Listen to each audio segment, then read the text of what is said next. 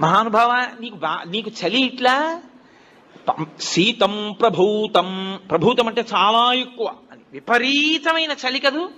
మరి కనక సభానాథ, ఓ కనక సభానాథ, ఓ చిదంబరేశ్వరుడా, ఓ శివ, సోఢుంక శక్తి, ఎలా భరిస్తావు అంటే చిత్తే నిర్వేదతత్వే. అర్థమైందయా, ఎప్పుడు కోరికలతో ఏడుస్తూ అలమటించిపోతూ ఎప్పుడు దుఃఖంతో ఉండి వేడిగా ఉండే నా హృదయంలో ఉన్న నీకు ఇంత చల్లటివన్నీ పెట్టినా తాపం పోవట్లేదన్నాడు.